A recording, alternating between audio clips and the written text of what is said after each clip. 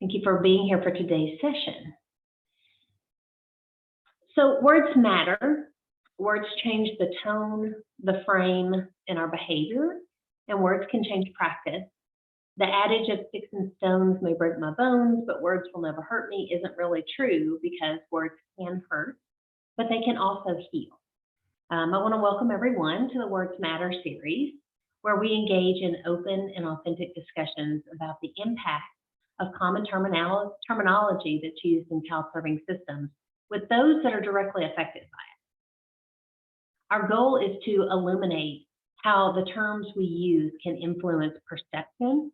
It influences our approach, our practice, as well as explore alternative language as a means of intentionally shifting how we view and interact with youth, families, and with each other. Today, we're going to talk about the impact on youth and families of common terminology in ways that documentation is used in services and support. So as usual, before we begin, let's take a moment to do a Menti poll. So I want you to consider this. What comes to mind when you think of what should be included in documentation of services and support? Use the link that's in the chat box. Joanne will put that in there. And respond to that. If you click on that link, it will take you to this Menti poll, and we'll see a word cloud.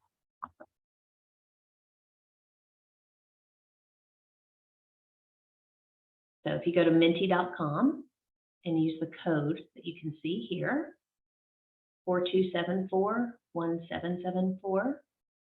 and you just type in your response and it's going to pop up. What comes to mind when you think of what should be included in documentation of services and support?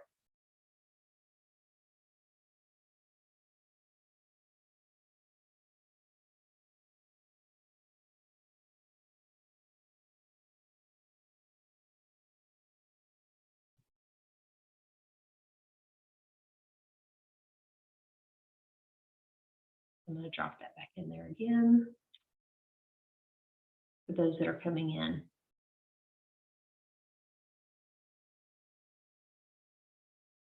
Okay, if you'll please go to menti.com and use the code so that you can respond to the Menti poll. There we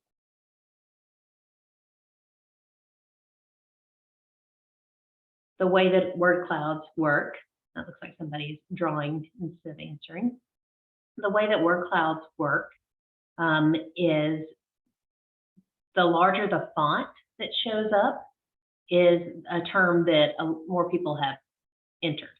Right now, it seems like it's pretty equal what everyone's entered. Things that should be in documentation: referrals, facts, demeanor, clothing and appearance. That's interesting. Relevant information, yes. Home preferred language, yes. Location. We have those things that we have to document because that's what is required through funding, and is just kind of best practice for keeping up with what you're doing when you're working with a family. Referrals is really popping up here. Treatment plan is also really popping up as a large. I like that facts are right there. Clear and concise, interventions, goals, feelings behind words, who's participating, who's on the team, outcomes. Referrals is still the one that most people are putting in.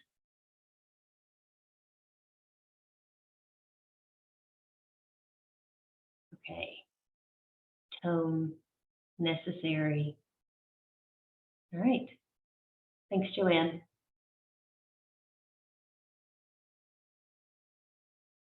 Okay, so let's talk about the way that we document services and the terms that we use in that documentation and how that can impact youth and families.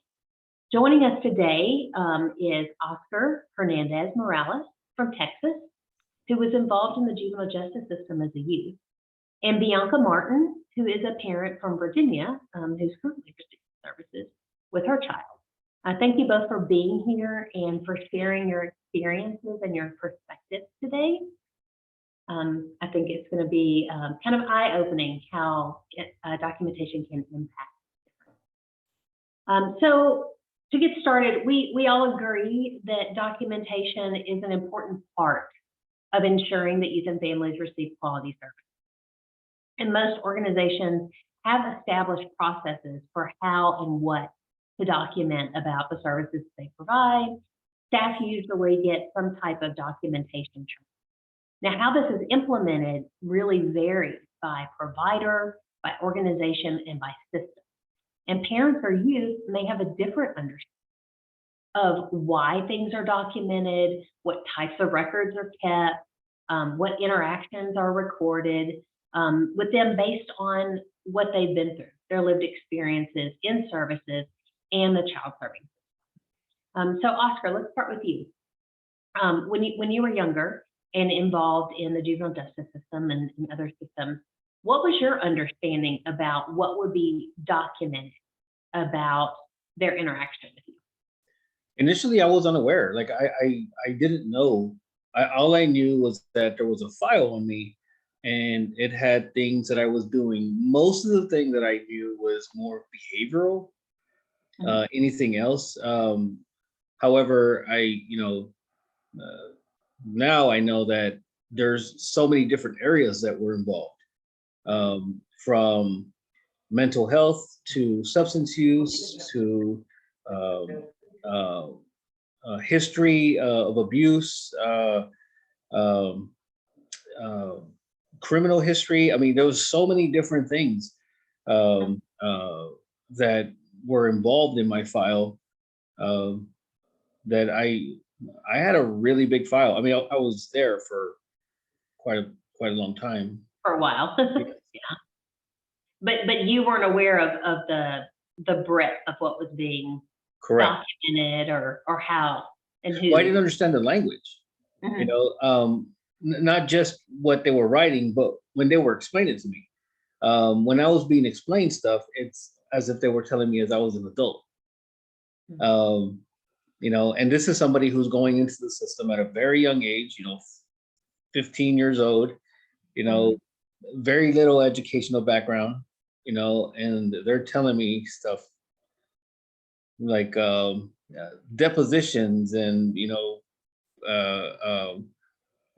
determinate sentences and, all these different things. And I'm like, okay, whatever. I mean, they must know what they're talking about because they're saying it. Yeah. I didn't know, But it's system language. Right. It wasn't in layman's terms. It wasn't broken down for me. Yeah. And of course, I guess I can say now that at the time I wasn't bright enough to say, hey, what does that mean? I just kind of went along with it. Yeah. Thank you for sharing that. Bianca, as a parent, what's your understanding of what is documented about what's going on with your child and family? Yeah, so quick backstory. My son is a former foster child who started off in the world as our paternal nephew, which is my husband's biological nephew. And at the time, he was 5 years old when we became his foster parents. And then eventually we were awarded custody. So during the time that he was a foster child, for about a year, the county, we lived and performed parent-child assessments, a full neuropsychological evaluation, and then on a weekly basis, our son would meet with an individual outpatient therapist. And then also during that time, my husband and I were also participating with the county parent coach. And so throughout, so since then, our son has been in and out of services and treatments for the last 10 years with various community-based services. Throughout all of those services, I'm not able to tell you honestly how many different providers in hospitals we've experienced, and also a residential facility. I will tell you though that our filing cabinet is a bit overwhelmed right now. But that being said, my understanding of what was being documented about our child and specifically our family was the purpose of the services and or the reasonings of the services. So for example, why is a child in treatment and what is the history of the child's challenges? Why are we paying for these services basically at the end of the day? The detailed progress of the services, so like the monthly treatment plans, how is the family doing? How is the child doing? What is this process actually working for this family? And then finally, the goals that were created by the service providers in hopes for positive outcomes is what I believe the purpose and was my understanding of and has been for the services throughout this entire time. Yeah. And the language, Oscar spoke to that, is the language that you are familiar with? Is it more system language? I mean, being the parent, it's a little bit different because it's specific to my son and my child, and also ironically, my son being in all of these services that started 10 years ago eventually led me to my current career. So as a family support partner and a certified peer recovery specialist. So at the time when he first got into services, I had no idea what all of this was for. And then in 2019, I became a service provider and then had so much more of a better understanding. But that lived experience supported me in understanding the language and having just a better understanding of how to write my own documentation as well. Mm-hmm. Yeah, the training that's received as a provider is, kind of laid out. Here's the purpose, and here's what you document. Here's the work. But each child serving system has its own requirements and its own language, and they have a way of documenting their interactions with youth and families. Sometimes that information and that terminology is clinical in nature. It could refer to educational interventions. It could correspond with legal action, like in juvenile court. It's usually not the wording or phrases that are familiar to youth and families. And some of that terminology can be hurtful. It can come across as bias. It can have long-term negative impact on a young person and their family. So how has the way that something's been documented about you or your involvement with the system, how has that impacted you? And we can, Oscar, if you don't mind starting. I actually wanted to go back really quickly, just about to the not specifically terminology, but one of the things that I've thought of a lot is that something that Oscar mentioned earlier is like not understanding verbiage, but we also coming from a parent perspective, realizing that not everybody understands acronyms, and that's something that could be in documentation. And so they could say, certain things like DSS or DFS, a lot of people know what those things are, but not everybody knows what those acronyms are. So I think that's one thing to take note about. Yeah. I mean, and because every system does have its own acronyms and the way they use it. And, when, for example, having my second child, I was 35. And it shocked me to see in my chart, it said geriatric pregnancy. And I was like, I'm 35, I'm not geriatric. But in the medical field, pregnancies over the age of 35 in the mother are considered that. But no one had ever explained that to me. So that's just kind of shocked me that. But what are some of the impacts? How has it impacted you, the way things have been documented, and what was documented? Sometimes it's not just progress notes. There can be emails and stuff like that are included in your file. Oscar, do you want to start? Yes. So for me, it was several things. Now, looking back at my file now, and me doing my own documentation as a licensed clinician and a certified anger resolution therapist, and being a juvenile probation officer, with Bexar County, I was insulted when I looked at my file, and there were so many personal opinions in my chart.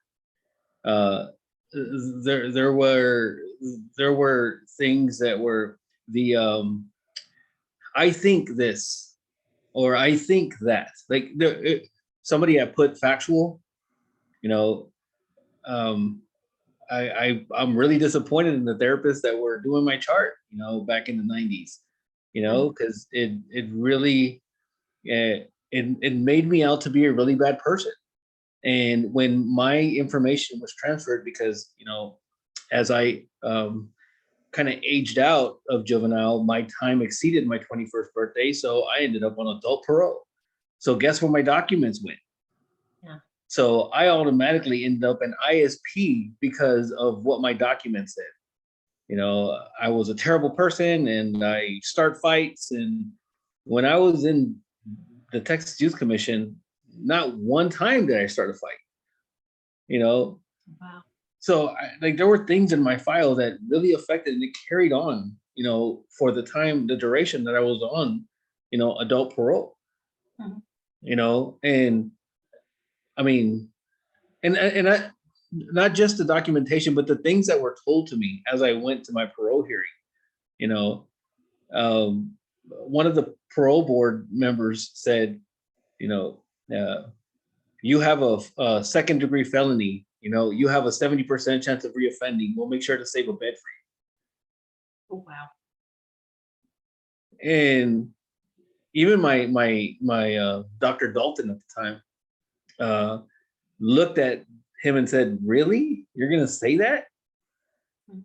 And I mean, it doesn't bother me now because now I make 3 times that person's salary, so I ain't worried about it. But Did that impact you getting a job? it impacted me in a lot of different ways. It mainly hit my self-esteem. It made me feel like I'm bound to go back. Like, why are you even letting me out? If this is how you feel about me, why did you even approve me to get on parole? Mhm. And it ate at me, and I didn't want to do anything. I kind of felt like it was a setup for failure for me to just be out because of what he said. A few words, stuck with me for years. Mhm. And then I use it as motivation as I, started learning my own ways, building my own self-esteem. But, you know, reading my own file and, not knowing that I was diagnosed for 10 or 11 different mental health diagnoses as a juvenile is insane. Mhm. I had ODD, I was, I had IED, I was what was it? Multiple personality with psychotic features. What? Wow. I was diagnosed with so many different things that I didn't even know what that stuff was. Mhm. Nobody explained that to me. So it was documented without anyone telling you what it was Right. or what it meant. Right. Some of the language, I mean, it's good to have an accurate diagnosis in a record. But that's a lot. Yeah. That's a lot. And so it impacted you, not just your self-esteem, but obviously now you've gone into the field. Yes. How has it impacted you having seen that and now the work that you do, because you work with other youth? Right. I work with other youths, and also, I work private practice. So most of my clientele is from the Department of Family Protective Services. That's where probably 90% of my cases come from. And a lot of them are high priority, where we do have to provide monthly reports or weekly reports because of how severe the case is. And my thing is, there's no room for personal bias. There's no room for personal opinions or I thinks, because these people's lives are at stake. Mhm. One thing that I say can have their children removed from them for the rest of their life. Yeah. So I have to be very careful on how I document. I always document, as if I'm talking to the judge directly, as if I've been subpoenaed to the court. That's how I write. Mhm. Even as a juvenile probation officer, when I have to go to court every 2 weeks, every other Thursday, for my mental health probationers. And I had to be very careful on how I said things because the judge took me serious. I was a professional. So if I said something, it's going to be taken seriously. So if I'm saying that this person is out of control or this person is not doing this or that, it's going to affect the child. Yeah, and it becomes a part of their record Mhm. permanently. This actually addresses one of the questions in the chat that says, do you think anything detrimental in your file would affect your future treatment? Oscar, do you want to comment on that?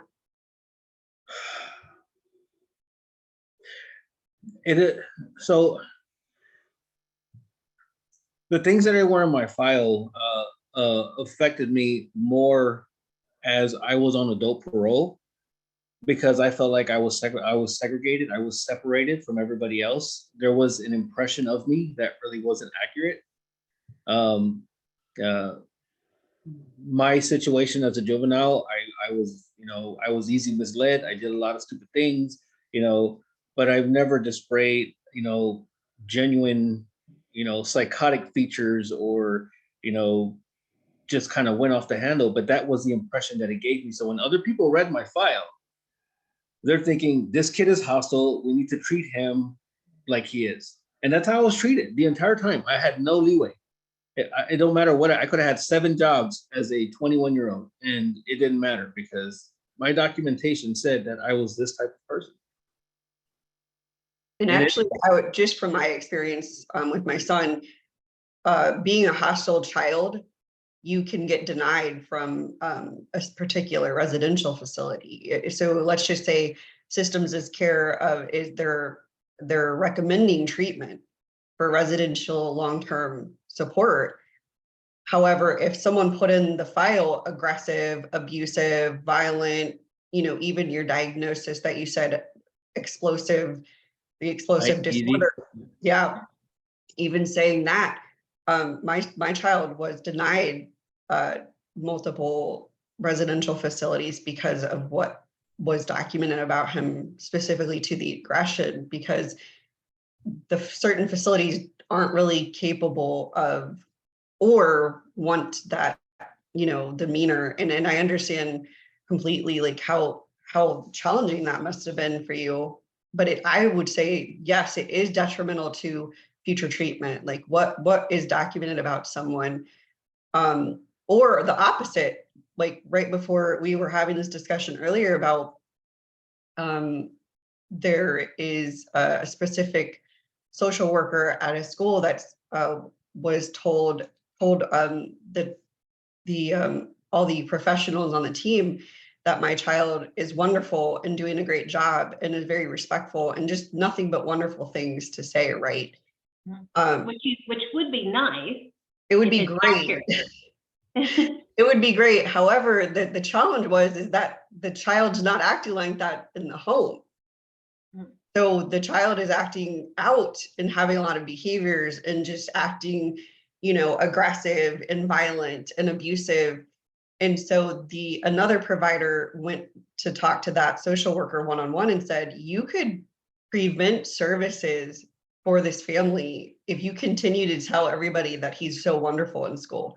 Well, shortly after that, there was a lot of different changes in the home and he became really wonderful at home.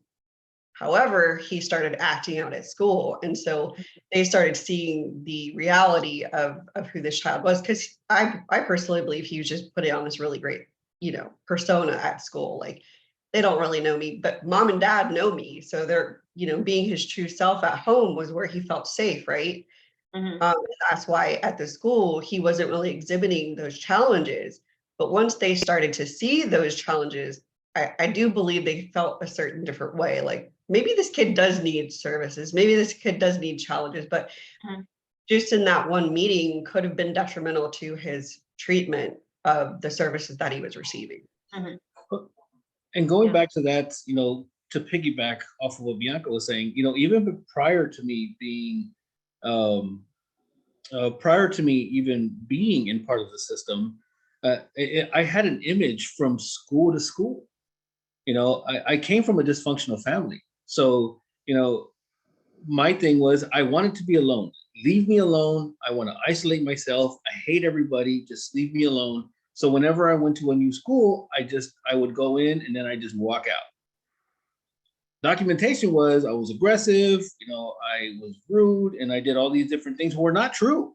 So there were times that I was trying to be enrolled into schools and I was automatically denied. Oh no, I'm sorry, we don't have the we don't have the manpower or the resources to deal with that type of behavior. He has to go to an alternative school. Why? Mhm. You know, even with other things, again, like Bianca was saying, I'm a father as well. My son was special ed.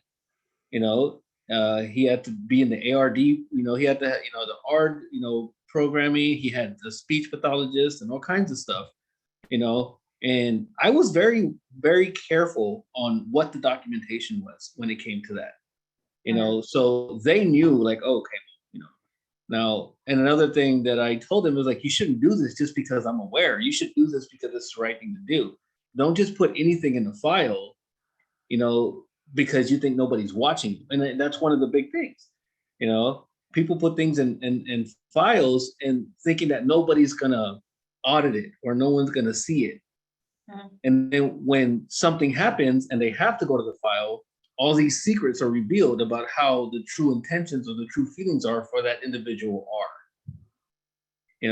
and it affects the way people are being seen. It affects children, how they're seen. I would How get they're treated, yes. how they're approached.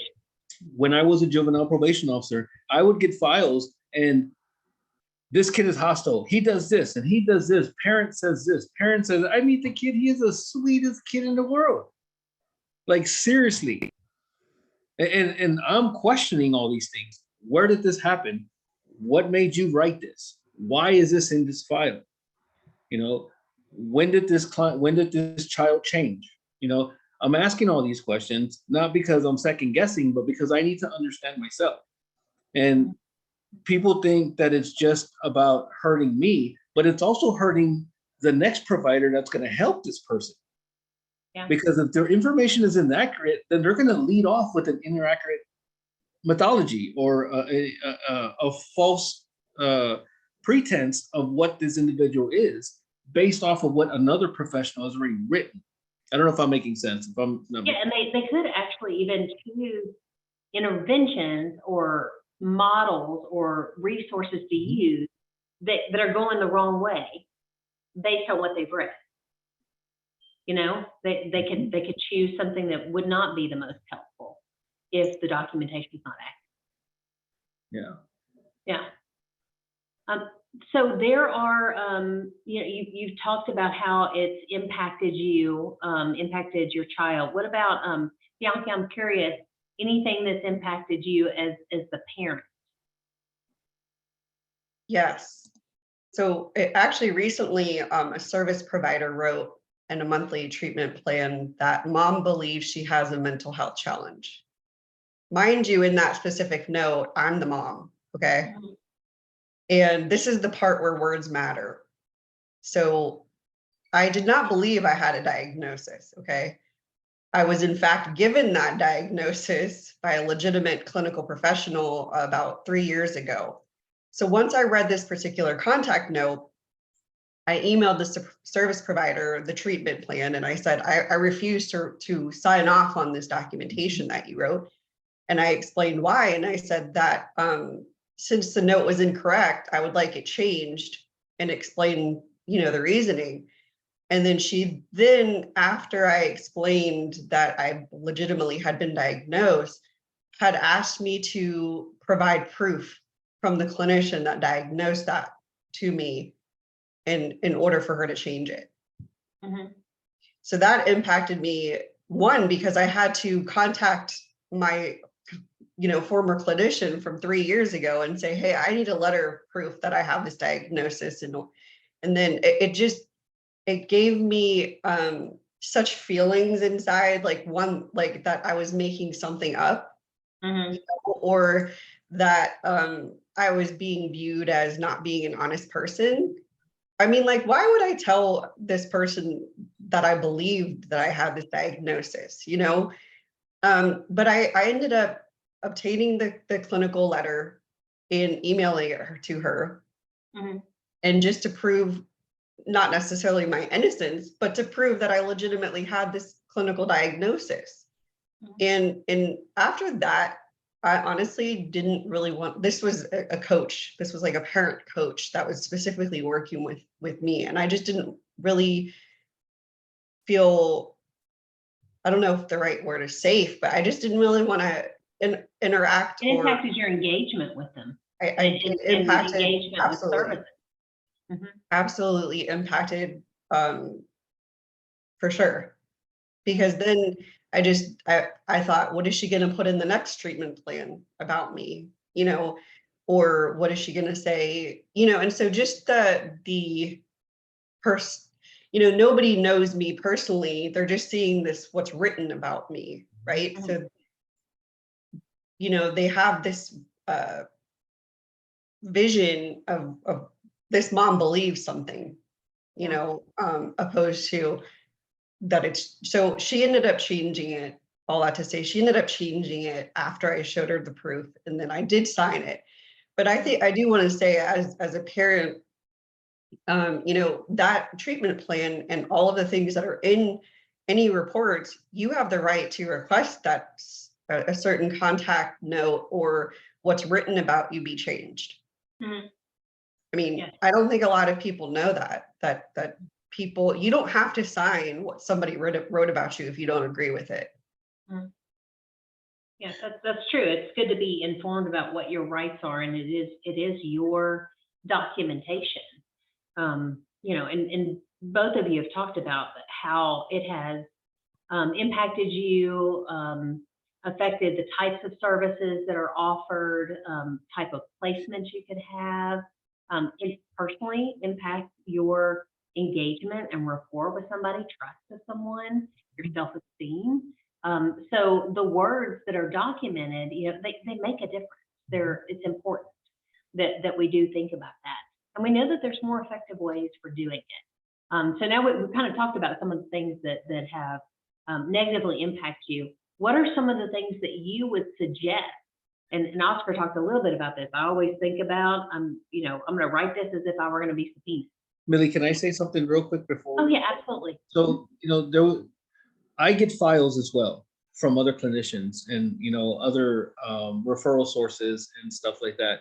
Now, one of the other things that I see that is also harmful is over explaining stuff. Mhm. If somebody was sexually abused, you don't put the whole scenario that they told you in your file. And I've had that. I'm like, why is this here? Yeah. This should not be in the file. I mean, literally detail to detail of what this individual was saying. That is extremely damaging. If somebody got a hold of that file, it could really be detrimental. Mhm. And it's not just that, but criminal history, father circumstances, somebody having an STD, you know, all these things, you know, documentation is very important, but sometimes it's very good to, you know, be very general about it. You know, you don't have to say, you know, this client experienced, you know, abuse in his household, you know. So you would recommend relevant information Exactly. being It shared, has to be not specific, every direct, detail. factual. You know, you're not hiding anything. Mhm. There was abuse, but the abuse that I was told is not for you. It was for me as the clinician, not for everybody else to be publicized. Mhm. And that's the thing that a lot of clinicians struggle with, you know, and they'll put the whole thing like, wait, first of all, your note is way too long. Okay. You don't need all that Yeah. information. Okay. You know, this happened, this happened, this happened. These are my methods of treatment. This is what we're going to be working on. This is our goal. This is Mhm. when we meet again. That's it. You know, so there is a process because words matter and they hurt, and they can be very very painful on how they're thrown around. And you know, there was something that somebody said in the chat uh, uh, about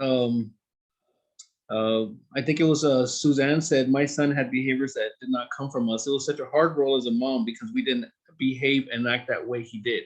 Now, with a child, you also have to remember that they're going to gravitate to somebody who they feel loved by, and that's who they're going to follow. So, my son, at sometimes, he didn't like me because I wasn't the greatest father. I mean, I thought I was a really good father. He didn't have a criminal record, didn't do drugs, graduated high school, all this stuff. But nonetheless, he trusted his friends more than he trusted me. So he picked up behaviors from his friends. So it doesn't necessarily mean that, it came from your household. They learn from their environment. I think somebody said in the chat too, it's where you come from, who they hang around with, what they're doing, where they pick up these values. And, and also it's a cultural thing too, depending, as a Hispanic, Mexican American, and having friends who were, a different ethnicity, our values were really different. And we had to kind of adjust on how we got along, but it's all about how things were processed and how things were described to each other, how we were able to, I guess, be receptive to them, how things were said about like how we lived, because my mom, I don't care. You went into the house, you're going to respect the house. You don't care who you are. You're the president of the United States. You're gonna take your shoes off, and you mess up the floor, you're gonna get a mop and you're gonna mop it, so just the way it is. So what are some things that you would recommend for everybody, that's listening, that is more respectful of your experience and potential impact when they are documenting services? Because it's important to document it. It is the story of your work with a youth or a family. But there, as we've heard, there are impacts and you have to think about that. So what are some of the things that you would recommend? I mean, someone also mentioned collaborative documentation, and I love that. That's where you're documenting right alongside the person that you're working with. They see everything that's in there. And that is definitely a good practice. What are some other things that you'd recommend from your experience? It would vary from individual to individual, because there are clients that you meet that will, if you start documenting, they're going to shut down. Some people cannot talk to you while you're documenting because their paranoia kicks in. What are you writing about me? I'm not going to tell you anything else. So that probably wouldn't work with everybody, but that's one strategy. Right. My biggest thing is, first you have to develop the rapport with the client, get that individual to be comfortable, and then talk about everything you're going to do. This is what I'm going to write down. You're welcome to see whatever I write. They have the right to see everything you write. Yeah. It is their session. It's not ours. So if we write it down, it's about them and they deserve to see it. So if you're writing some shady stuff, you probably shouldn't be in that section, or if you're wanting to hide it. Right.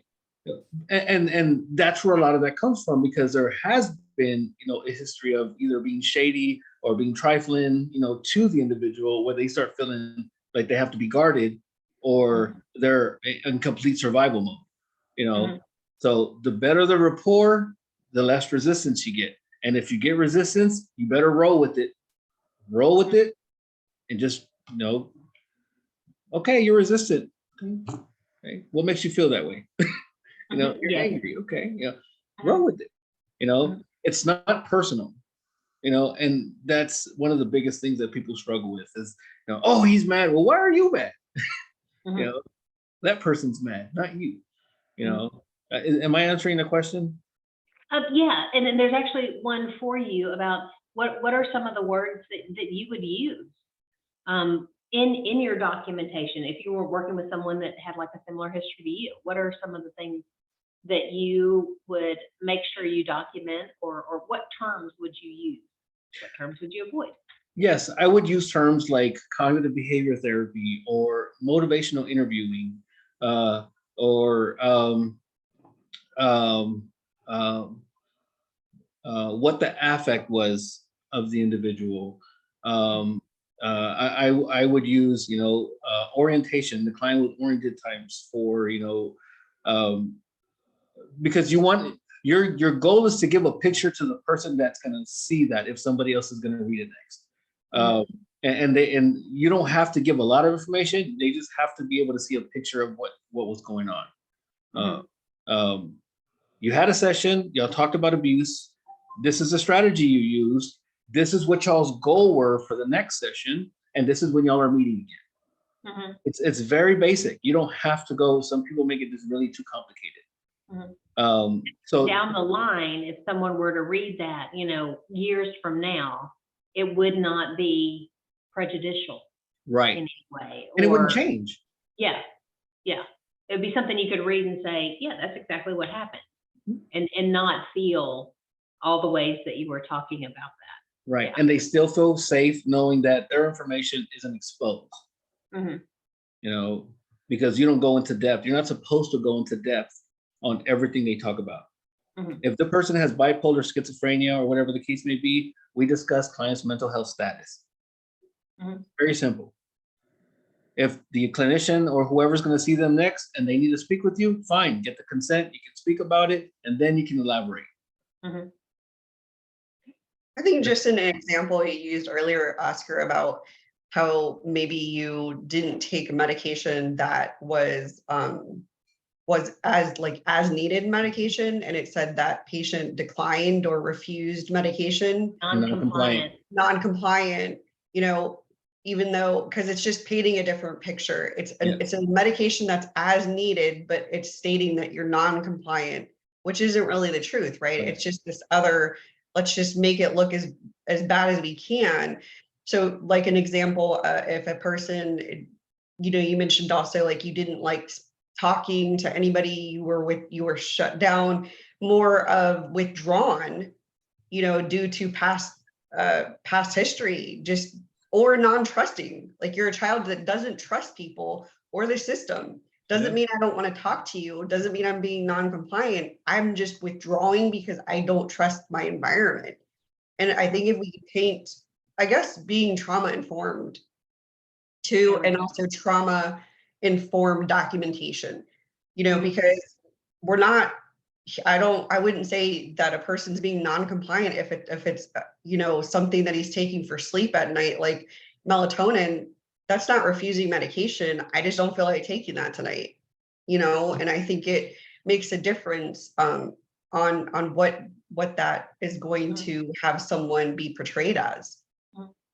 Or in that situation, perhaps just documenting why you didn't want to take something, and it's your choice. I think having that trauma-informed lens in documentation is important, and realizing that someone else is going to read this down the line. One of the things that I've always encouraged people to do is to think about this as it is the family story, and they should have access to it and read it. How would you write this as if they're going to read it tomorrow, and they should have access to it. So are there any other actions or strategies that you would encourage everybody who's here listening? We talked about a lot, being factual opposed to giving one's opinion, or biased, or, racial or cultural type opinions. We talked about traumatic stories that have been shared that really aren't our stories to share. And being what I heard Oscar sort of say earlier was like being vague about a situation, like opposed to saying, sexual abuse, because that could actually be re-traumatizing to the victim that's reading this documentation. It could be very re-traumatizing to have to read their story. And then I would also say how we address people's, we talked about client versus consumer, probably back 6 months ago or so, but we didn't really talk about how do we address if, for instance, when there's a kinship family. So like myself, I'm an aunt raising my nephew, but he calls me mom. But I've worked with other families that are raising their grandchildren and they don't call grandparent, or they're not a foster parent. They're not a custodial parent. They're raising them informally.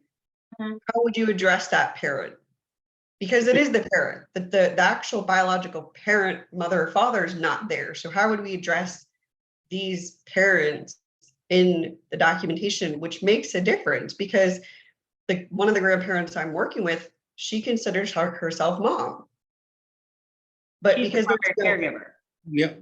she's the primary caregiver, but because there's no legal documentation or formal parent caregiver rights, so I would write as parent, I would write mom's name and then in parentheses as who she was, I would say parent or caregiver, whatever word.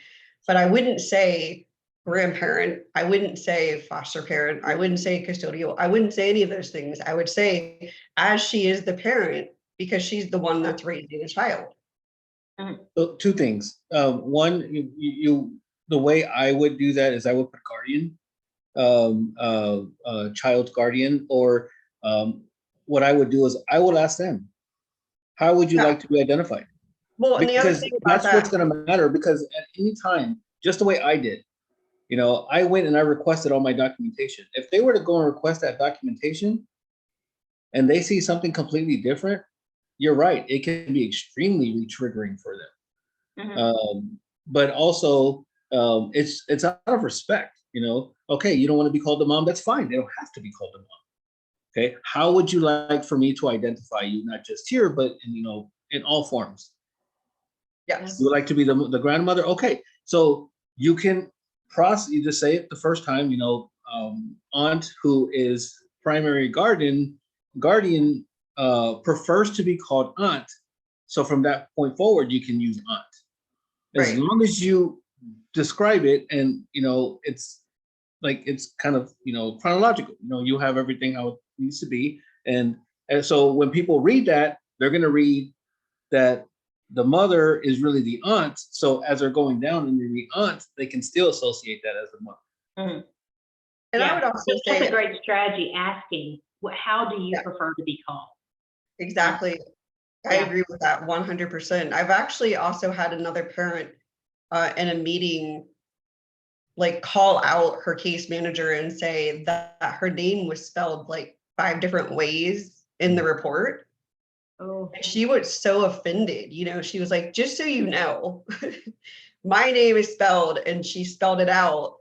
And so something as simple as how to spell the parent's name also is really critical because it shows that you are showing that you care, Yeah. like about this person and their family, Mhm. but she said it's spelled all different ways. And so I think how we address the family, how just knowing and keeping in mind, like Oscar said, that one day this documentation could be read in court, right? Because we could all be subpoenaed at any time working with a family, but also just the family in general reading it, even though sometimes we might not think that this family is going to actually sit down and have time because of all the other things they have going on. But one day, 10 years from now, they could actually sit down and read these reports that just to go back and go down Or memory lane. need it for something else, like to get Or an need additional it. service. Exactly. Or need it for something else. You never know. So it's like, and I've always been so curious, always about what did doctors say about me? What does this clinical note say? Like what does this person have to say? And so we could be curious beings and want to know what someone's perspective of us are, but Absolutely. and also know what was noted about us. So it's just one of those things to keep in mind. And I think somebody just noted about empathy, and absolutely it's part of the trauma-informed documentation, having empathy for that family, but also at the end of the day, the biggest word is respect. Respecting privacy, respecting HIPAA, respecting, that all of these things are going to impact a family and a child's future for the rest of their life. So there was something that was brought up in the chat. I just wanted to get a quick take on what you think. What about if there's something that perhaps the provider and the person receiving services don't agree on, or that you wouldn't be very pleased, but it is therapeutically relevant that it's in the documentation? What would you recommend for handling that and for documenting that? Like suspecting someone may be under the influence, or if You have to be very careful if there's an abuse situation and the parent may be the abuser. You have to be careful about the documentation there. So any strategies? What I would do, well, my thing is, because I've done that before. And my thing is, if I suspect something where someone's under the influence or something, first of all, I stop my session. Okay, you cannot have a session with somebody who is under the influence because they are incoherent, they're incapacitated, and it can not be used for anything. And they can come back and say that you said this and this and this, or you did this and this and this, and they weren't unaware. So it's okay to put that. It's very okay. It's absolutely okay to put that. But you need to back it up. Factual. Right. Client appeared to be under the influence of a substance based off of or as evidenced by blah, blah, blah, blah, blah. Mm-hmm. And then what you discussed after that, because that's going to be important. Okay, you saw this, but you didn't say nothing. So processed it, and whatever happened from that point forward. Because I guarantee you, if you bring that up, it's going to come back to you. It's going to come back up. So that's very, very critical. Also, there's going to be things that they're not going to agree on. For example, if you see that the individual is in denial and they're closed-minded about something and they feel like they're super open-minded, that's good to put, based off of my professional, opinion, this is what I saw. Documenting observation. Right. Client staff act was this, and always follow up through with, a few facts. This is what I saw, this and this and this. So that way, if it does come up, somebody who's reading is going to get an idea. Wait, they said this. Oh, I see why they said that. There's always going to have that history behind it. I would note on that, just being a recovery specialist and a family support partner, when it comes to engagement, we want to keep engagement, right? So the most important thing I would do is speak to them first and say, look, we can't move forward with today's session. I understand maybe you've had, it appears like this, and it's okay. I understand we can't go forward, but I'm going to have to note this specific occurrence and situation. And I can be vague. I can say that we weren't able to meet because of what, possible substances.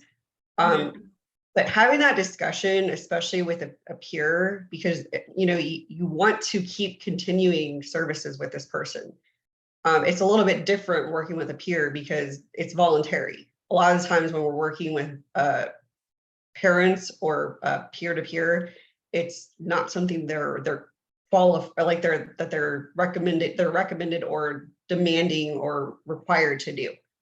Right. So with working with juvenile or something that's mandated or clinical, it's a little bit different. This is us trying to keep that person engaged, but also keep their trust and have that rapport. And so I would say I would definitely have that discussion up front. Let them know, I have to document something that said why we couldn't meet today. What would you recommend I say? What would you recommend I put in your documentation for today's note? And just kind of, because I've actually had families and parents come to me and say, can you take that off can you take something off of what you said? Or, I don't want that to be a depiction of me. Can you remove that? And so I've said, yes. So I think it's a matter of like what your role is as well. And how. Well, I think documentation is documentation. If I write something, I'm not going to take it off. I'm sorry. It's just the way it is. That's what the session went at the time. And yes, it's their information, but you can't change the way you see things because they don't see it either. That's going to be okay. There's going to be disconnects. That's going to happen. But at the same time, you got to have that rigorous honesty. And in order for you to keep that rapport, they have to know that you are serious and you're genuine about their recovery or their mental health or whatever it is. Regardless of what role you're in, you are not their friend. Right. And so that needs what to be.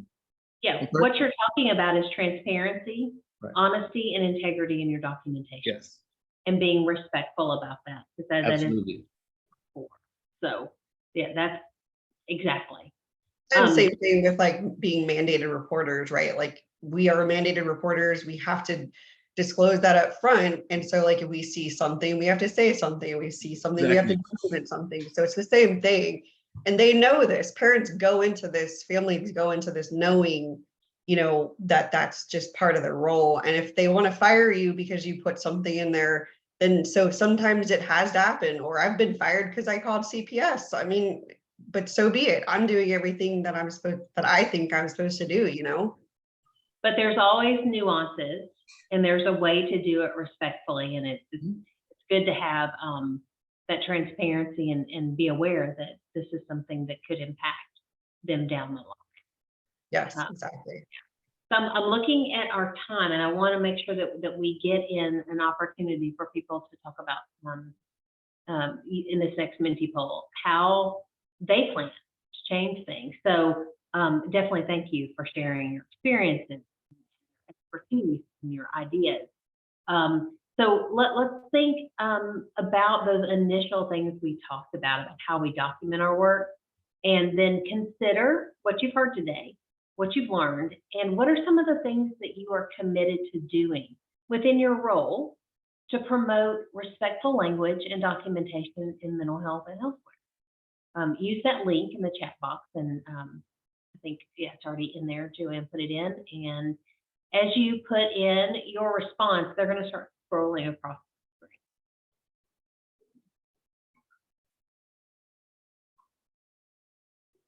So what is something that you can change, that you can do? And if you'll just go to the Menti and use that same code, go to menti.com, open your browser. Should be able just to click on the link. There we go. Thanks, Joanne. Being mindful of wording, communicating with service providers if more information is needed. Facts. Yeah, conduct evaluations, draw conclusions from observations. Be thoughtful for writing anything down. Careful what I document. Transparency. Be mindful of the impact that it can have, for sure. This takes a little while to kind of get it right, but if you always lead with the fact that it, you know, this could impact somebody going forward, positively and negatively. Think about how I speak, open communication and trust, trauma-informed, respecting the individual's rights and feelings, use clear definitions. All of those are great. Keep putting those in. And I want to thank everybody for joining us. And I hope that you join us next month. We're going to talk about the use of the term trauma and how that can impact youth and families. But I have another ask of everyone. If you've participated in this series and been here and changed something, you've intentionally changed your use of terminology due to hearing from the young people and families through this, we'd love to hear about it. If you can just shoot me an email, and I can put that in the chat box. It's msweeney@fredla. Oops, I can spell it right, .org. You can just shoot me an email just about it. And let me know about the impact it's had. We're going to be compiling people's experiences for the series wrap-up that we're going to be doing on August 10th. And it would be really great to hear from you if this has had an impact. The entire series. This will be 2 years that we've it would be appreciated.